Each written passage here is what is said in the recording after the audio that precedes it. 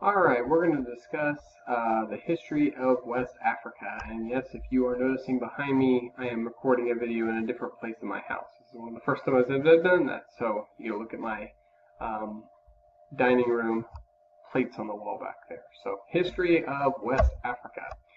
Alright, diving in here, the question I want you to think about is how has the history of West Africa been affected by outside influence and by its physical geography. I think you're going to see that it's been defined by those kind of two things, a lot of its historical, um, the effects that it's had throughout history.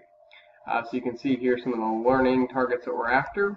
And jumping in here, there was around 10,000 years ago, people actually lived in the Sahara as it was more like the savannah. So the Sahara has changed a little bit. It's definitely a lot more dry than it used to be. It's also a lot larger, I believe, in size.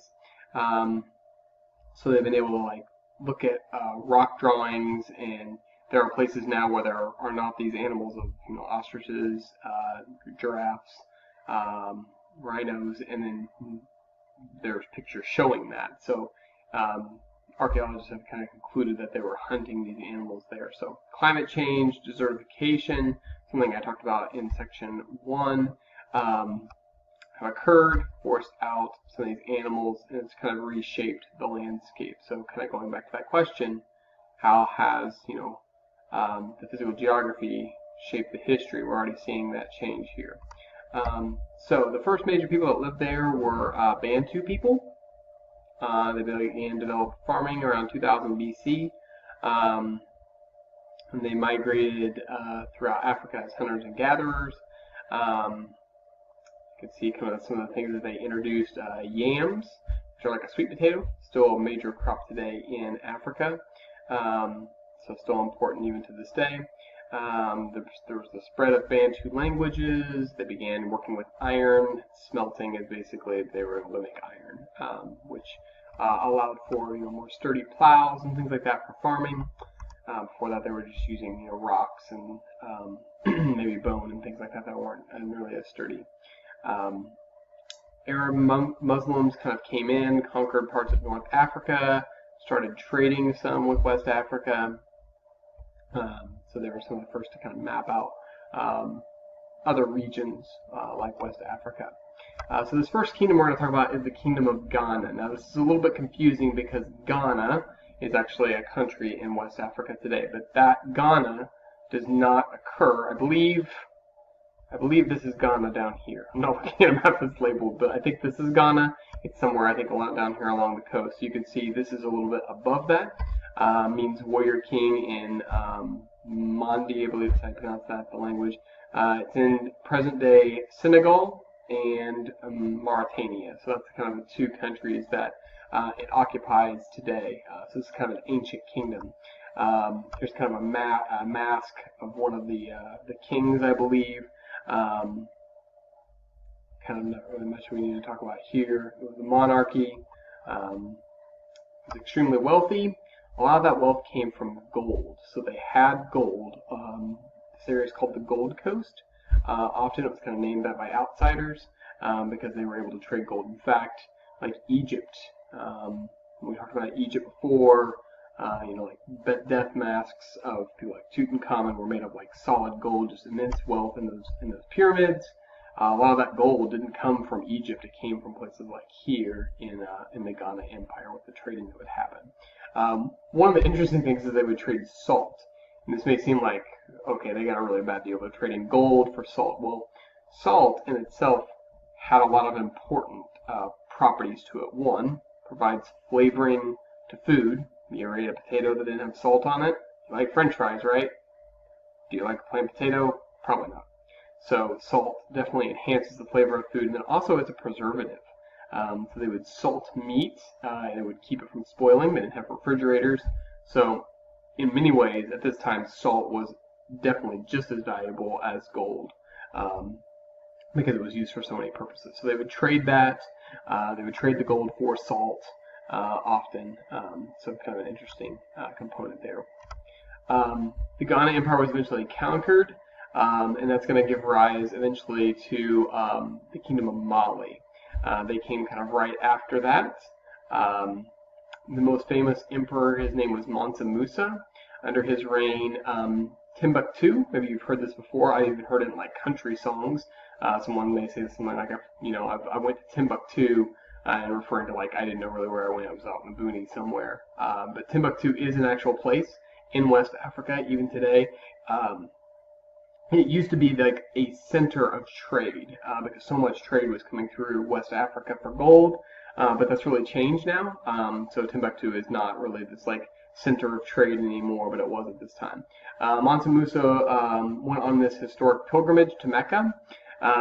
That's one of the, when we talk about world religions, we'll cover this.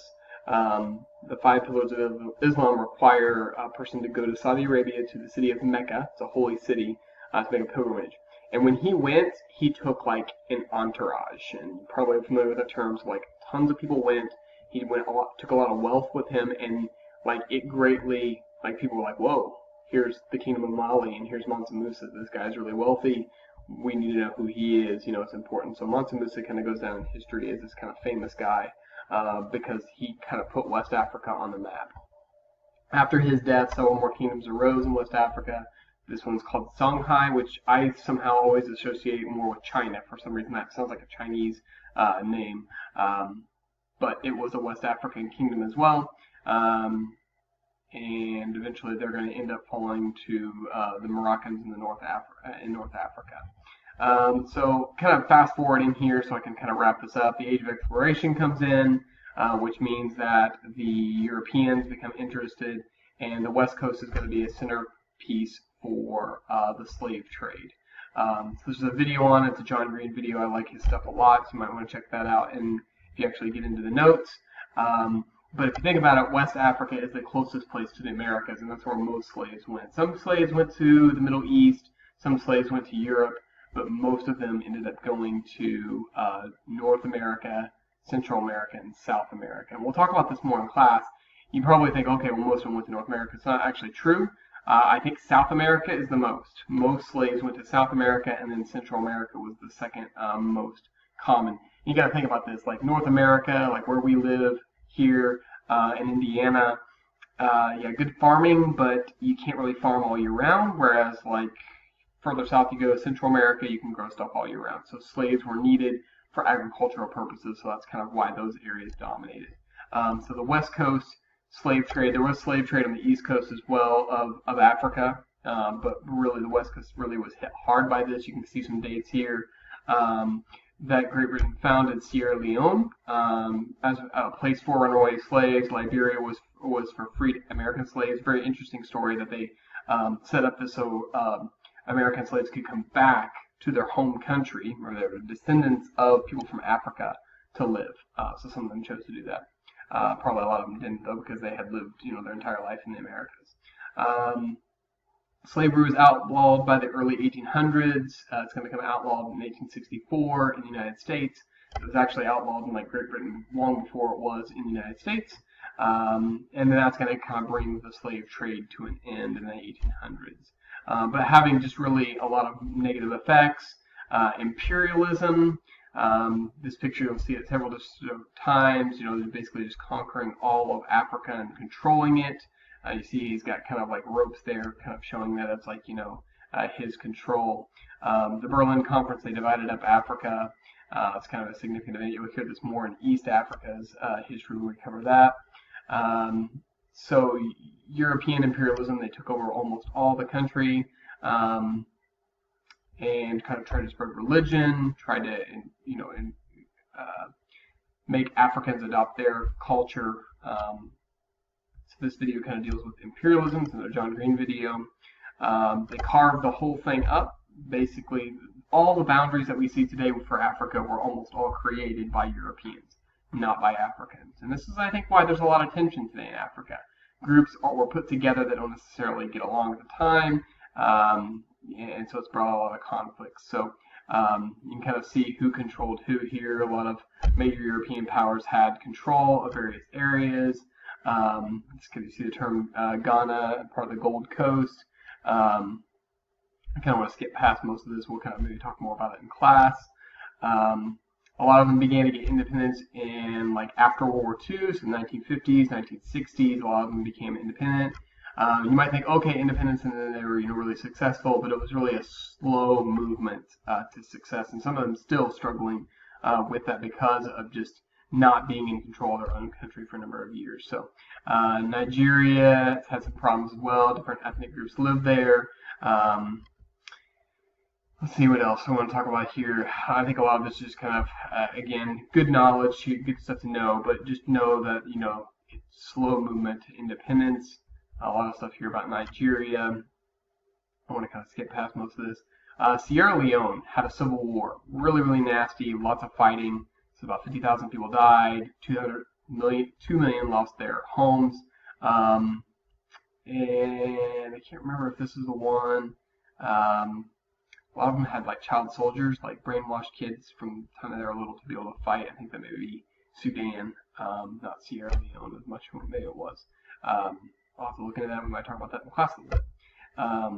And that's kind of the last slide here. So just a lot of things from these ancient kingdoms all the way up to imperialism, slave trade, and then coming into independence. So kind of some facts there for you to kind of think over as we wrap this up. Thanks.